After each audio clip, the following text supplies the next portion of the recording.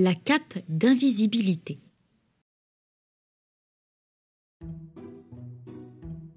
Clémence et Arnaud, deux frères et sœurs, adoraient jouer à cache-cache. Ils y jouaient tous les soirs avec leurs amis. Arnaud pensa un jour qu'il serait drôle qu'il puisse disparaître et que personne ne puisse le voir. Ils décidèrent de demander à leurs parents s'il était possible de devenir invisible. Leur papa, qui était en train de repasser le linge, sourit et leur répondit que l'on pouvait devenir invisible que dans les films. Leur maman fabriquait des rideaux et des housses de coussins. Elle connaissait beaucoup de choses sur les tissus. Elle pensait que les scientifiques essayaient de créer des tissus qui permettraient de rendre une personne invisible. Son frère et elle décidèrent de se rendre à la bibliothèque pour en apprendre plus sur ce fameux tissu qui rend invisible. Ils regardèrent des tonnes de livres pour retracer l'histoire des tissus. Ils découvrirent ainsi que le lin est fabriqué à partir de la tige d'une plante. C'est le plus ancien tissu qui existe. Le coton est aussi très ancien et provient également d'une plante. Les enfants empruntèrent quelques livres puis rentrèrent chez eux. Arnaud ne comprenait pas pourquoi son short était épais et sa chemise fine, alors que les deux sont faits en coton. Sa maman lui répondit que c'était parce que son short avait plus de coton que sa chemise. Clémence se demandait s'il existait d'autres tissus à base de plantes comme le lin et le coton. Sa maman lui répondit que oui.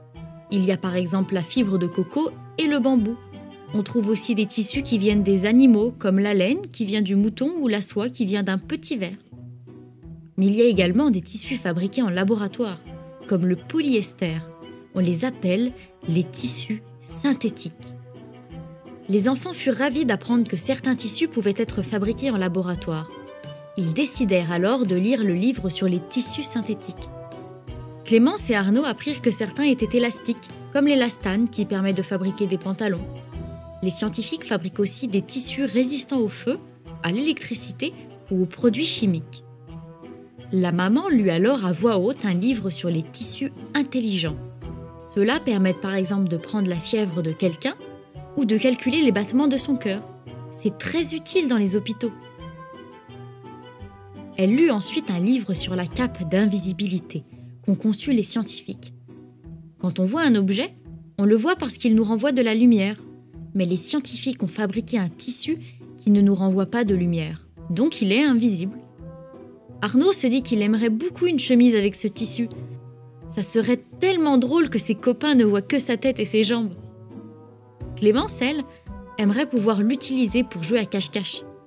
Leur papa aimerait beaucoup avoir une cape d'invisibilité aussi, pour savoir ce que les gens disent sur lui quand il n'est pas là.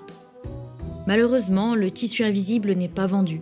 Il y a uniquement les soldats qui ont le droit de l'utiliser. Malgré tout, Clémence et Arnaud étaient quand même très contents d'avoir appris plein de choses sur les tissus aujourd'hui.